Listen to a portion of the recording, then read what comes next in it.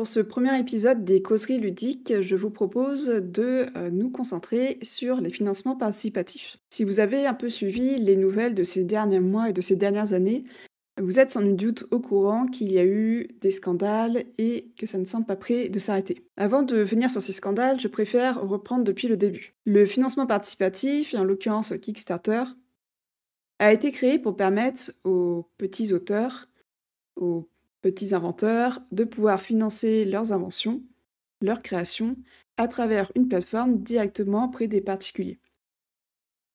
Cette plateforme avait vraiment pour volonté de proposer un nouveau moyen de financement en dehors des cercles déjà existants, des organismes déjà existants et des investisseurs. Pour les jeux de société, on a quelques grands succès qui arrivent, notamment à partir de 2015, avec Exploding Kittens, qui est un petit jeu de cartes humoristique et qui a réussi à soulever 8,8 millions de dollars. On a aussi Gloomhaven, dont le nom, je pense, vous est assez familier. Ce projet a explosé les attentes et a réussi à récolter plus de 4 millions de dollars. Pourtant, c'est un jeu de niche. Donc déjà, autant Exploding Kittens a montré que des petits jeux pouvaient réussir à être financés, mais Gloomhaven a vraiment montré qu'il y avait une attente de niche et dont les backers étaient vraiment présents et répondaient présents pour ce genre de projet.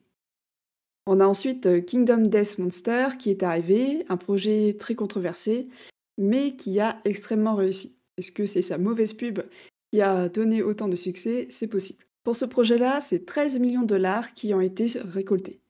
Et c'est vraiment un exploit, un record pour cette époque. Et là, en plus de montrer que la plateforme permet de financer des jeux de société, qu'en plus ça pouvait être de niche et sur des gros jeux, Kingdom Death Monster a montré qu'il n'y avait pas de limite au financement de ce type de jeu. Ces réussites ont vraiment donné envie à des éditeurs de se lancer dans cette plateforme et de proposer des gros jeux, de faire en fait rêver les joueurs, les passionnés que nous sommes. Toutefois, il y a quelques premières défaillances qui se font ressentir, et à dire vrai, avant même ces grands succès. Ce qui semble être la première, c'est Asylum Playing Cards. C'est un jeu qui a soulevé 25 000 dollars, ce qui était pas mal à l'époque. Sauf que lorsque le financement a été terminé, a été réussi, le créateur du projet est tout simplement parti avec la caisse. Il semblerait que ce soit d'ailleurs le premier projet qui a été poursuivi en justice pour fraude. Donc voilà, c'est assez symbolique comme projet. Et ça, c'était en 2012. Tout à l'heure, on a parlé du grand succès de Kingdom Death Monster pour le financement de sa campagne. Il se trouve qu'après, ça a été un peu moins joli. Déjà, le projet a accumulé un très grand nombre de retards qui a duré des années. Les backers, forcément, ont commencé à s'inquiéter et la communication n'était vraiment pas très bonne. Heureusement, le projet a été livré et il me semble même avec plus de contenu que ce qui était prévu. Toutefois, ça montre bien que la plateforme, ce n'est pas uniquement du financement participatif. C'est aussi toute une communication envers des backers qui ont fait confiance aux créateurs. C'est aussi à ce moment que les backers ont commencé à se poser des questions et à s'interroger sur les vrais risques qu'ils pouvaient encourir à financer de tels projets. Rappelons que Kickstarter est une plateforme qui permet de soutenir à la base des petits projets, des petits créateurs. Et lorsqu'on finance ces créateurs via cette plateforme, on s'engage, on reconnaît qu'on peut perdre entièrement notre investissement. Il ne s'agit pas là de récompense, c'est vraiment un investissement dans l'espoir que le projet aboutisse et qu'on obtienne notre récompense. Et puis après est arrivé Mythic Games.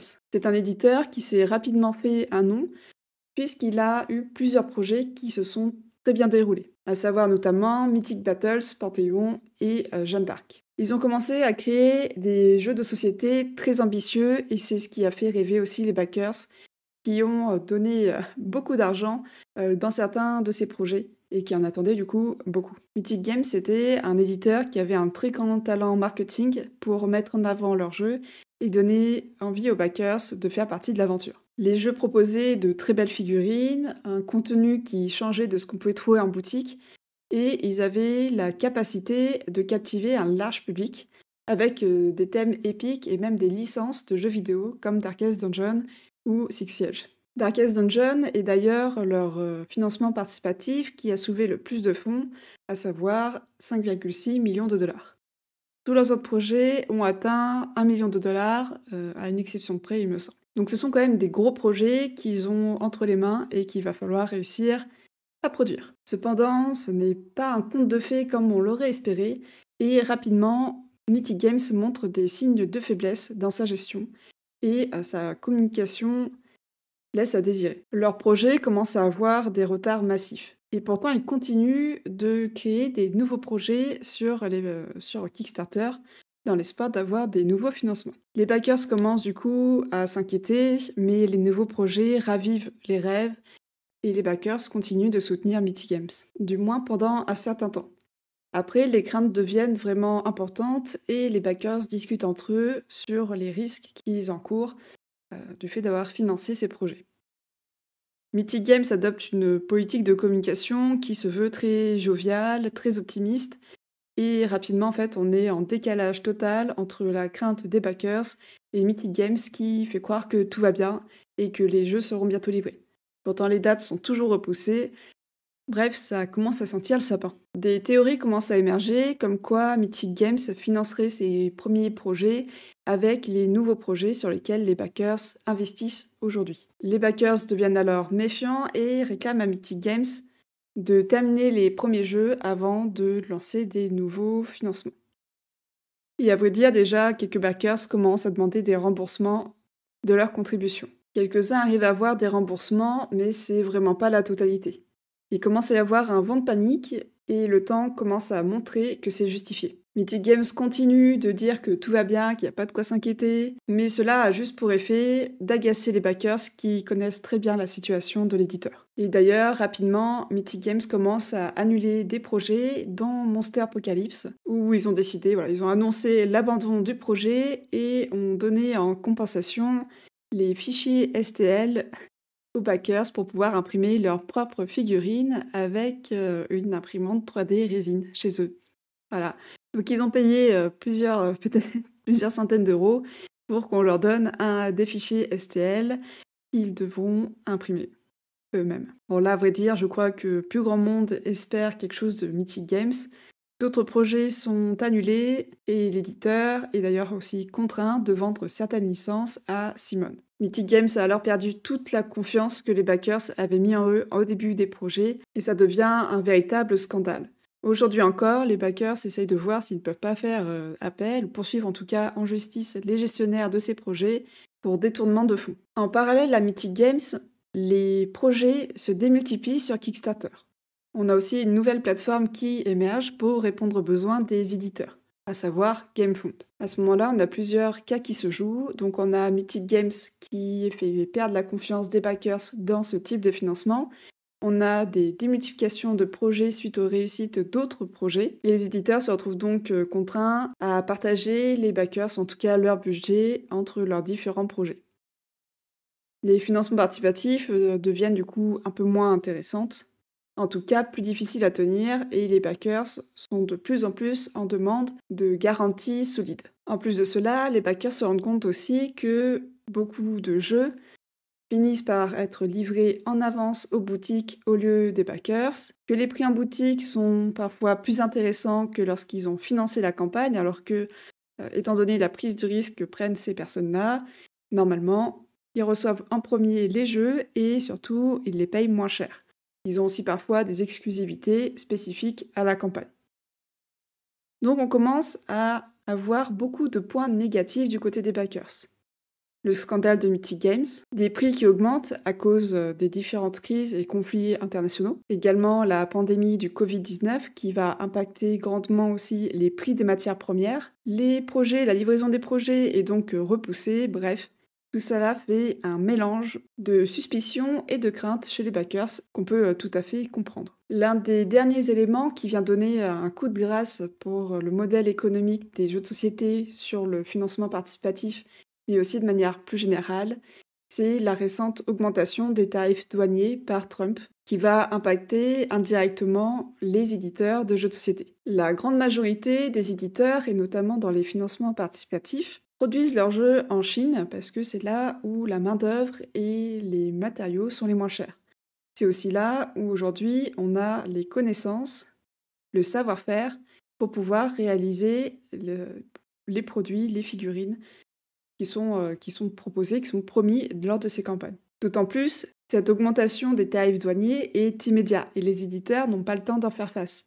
Les productions sont parfois déjà lancées, parfois ils sont juste sur les quais en attente d'expédition et les éditeurs se retrouvent contraints à soit les laisser là-bas, mais du coup il faut aussi payer le stockage, soit à les faire acheminer, mais en payant des taxes parfois très très élevées pour le faire. D'après les éditeurs, et notamment Stone Meyers Games, les tarifs douaniers ont atteint 145%, ce qui représente plus d'1 million de dollars en plus à eux de sortir. Avec le scandale de Mythic Games, les éditeurs réfléchissent à 2 fois avant de demander à leurs contributeurs de participer à ces frais. Le risque est trop important de perdre leur confiance et surtout de raviver les souvenirs de Mythic Games. D'ailleurs, Simone, qui avait racheté certaines licences à Mythic Games, se retrouve désormais en mauvaise posture. Simone, c'est quand même un grand incontournable du secteur. Ils sont derrière Zombicide et Blood Rage notamment, donc des valeurs sûres qui génèrent très régulièrement de très gros budgets grâce au financement participatif. Les communications de Simone deviennent vraiment désertes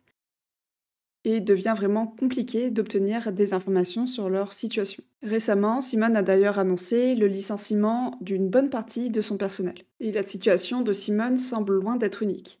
Panoil Frontier Games et Boardlandia ont annoncé une faillite. De leur côté, Greater Than Games et Underdog Games ont annoncé des vagues de licenciements. Tout cela lève forcément des interrogations sur l'avenir du financement participatif et de manière plus générale de l'industrie du jeu de société, qui est également touchée de plein fouet par toutes les mesures économiques, également la sortie de la pandémie et les diverses tensions qu'il y a dans le monde en ce moment même. Car oui, au final, c'est le secteur entier qui est touché par l'ensemble de ces mesures et des précédentes crises économiques et sanitaires que nous avons connues. Et c'est l'ensemble de ces cas qui m'amène à m'interroger.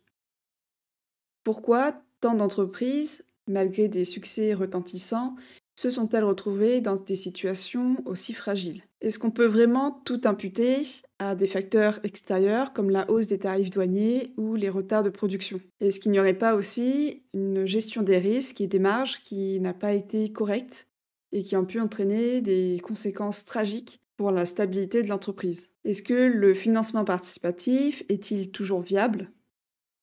On voit de plus en plus que les joueurs sont réticents à l'idée de participer à des nouvelles campagnes de financement. Il y a certes les déboires actuels qui du coup questionnent sur la stabilité et la fiabilité des éditeurs, mais il y a aussi le fait, comme on l'a indiqué précédemment, que les jeux se retrouvent en boutique, parfois en avant-première, à des prix moins élevés. Donc au final, pourquoi ne pas attendre l'arrivée de ces jeux en boutique? Est-ce que les plateformes de financement comme Kickstarter et GameFound vont réussir à remettre ce lien entre les contributeurs et les gestionnaires de projets? Qu'un système de précommande qui permettrait aux contributeurs d'être plus rassurés vis-à-vis de leur investissement pourrait redonner la confiance des backers dans les éditeurs. Le cas de Simone est en fait intéressant parce que c'est un des géants de l'industrie, mais il incarne aussi les difficultés de tous les éditeurs. Les entreprises sont contraintes de repenser leur stratégie, de revoir leur organisation interne